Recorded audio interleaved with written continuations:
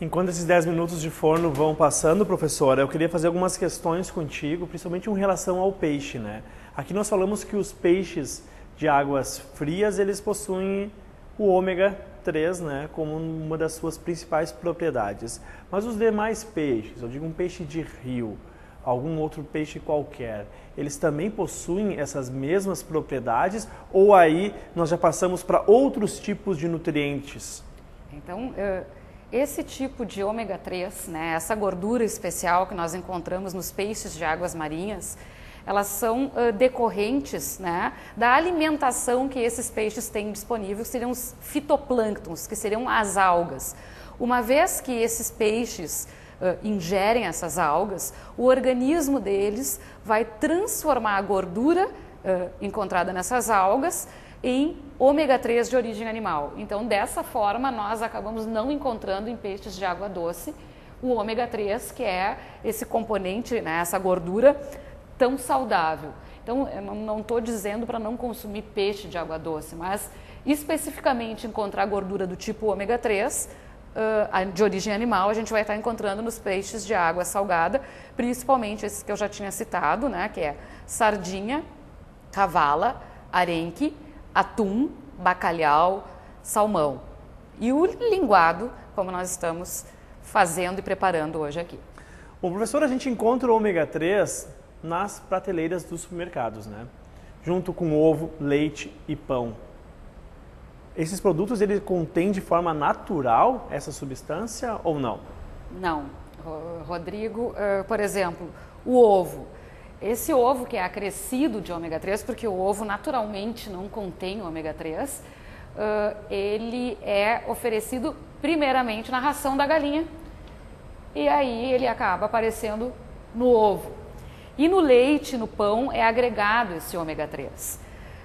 Do ponto de vista efeito benéfico para o organismo, a quantidade que nós encontramos nesses alimentos, ela é muito pequena. Então, nós estamos pagando mais caro por esse tipo de produto e podemos não ter o efeito esperado. Então, o que seria interessante? Ir direto à fonte desse tipo de gordura, né? Então, nós temos o ômega 3 de origem vegetal, como é o caso da linhaça, que é um alimento extremamente acessível e barato, né? E ele pode ser utilizado em várias preparações. O que se precisa chamar a atenção na linhaça para se aproveitar essa gordura maravilhosa encontrada nesse alimento? Nós precisamos triturar a linhaça. No momento que a gente consome a linhaça íntegra, semente íntegra, o nosso organismo não tem condição de digerir aquela capa fibrosa da linhaça. Então é necessário triturar essa linhaça previamente ao consumo. Como que a gente vai fazer isso? Liquidificando, né? Coloca a linhaça pura no liquidificador, tritura até virar uma farinha. Então, além da fibra, tem uma quantidade adequada de fibras na linhaça, a proporção de fibra solúvel e insolúvel, que são dois tipos diferentes de fibras, é extremamente adequada. É um alimento rico em fibras e, além disso, a gente vai estar consumindo óleo, né? Essa gordura benéfica. Então, tritura, coloca num recipiente opaco, né? Porque esse tipo de gordura se oxida com muita facilidade. Coloca num recipiente opaco, com tampa, na geladeira. E ele dura 30 dias. Então, eu posso torrar, posso aquecer a linhaça, mas não necessariamente eu sou obrigada a fazer esse tipo de coisa. Eu posso estar adicionando em vitaminas de frutas, salada de frutas.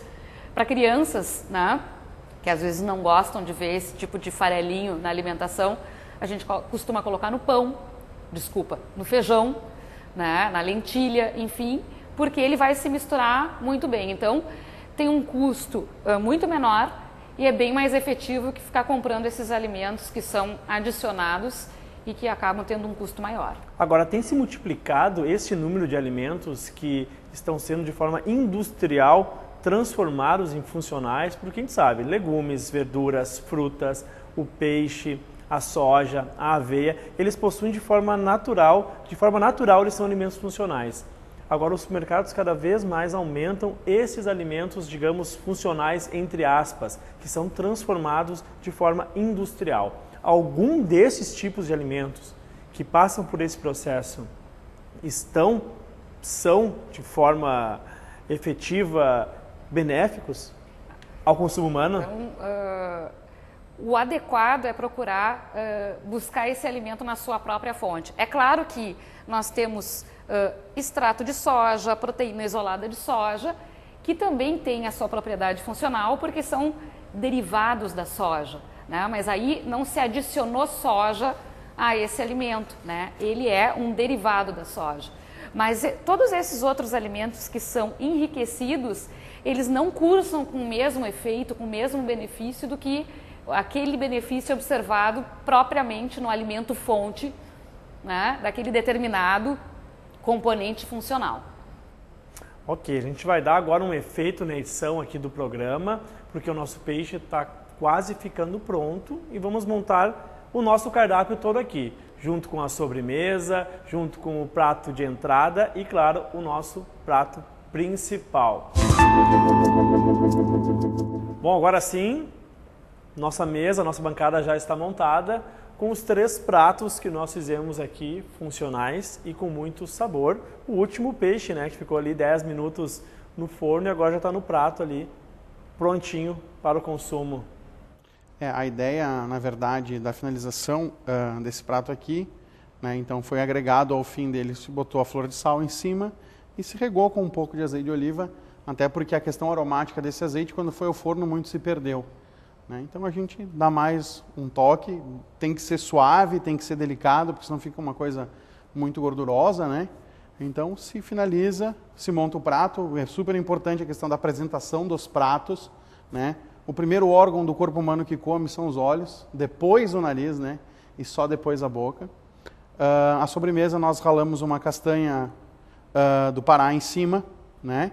Então se ralou lá na sobremesa, um ralador fino, né? Até para dar uma valorizada na sobremesa, para não ser simplesmente um copinho de banana com chocolate, né? Então essa questão visual ela é super importante e fundamental também, né? Para quando a gente oferece um agrado. Colocado um valor agregado em cima dos produtos, né? Com certeza. E aí fica aquela dica para o pessoal que acompanha aqui essa primeira edição do Saúde na Cozinha, né? Que alimentos funcionais, primeiro tema do nosso programa, são importantes para o desenvolvimento, né, do nosso corpo, da nossa vida, mas isso não quer dizer que eles não precisam ter sabor, né? Eles não precisam estar bem preparados.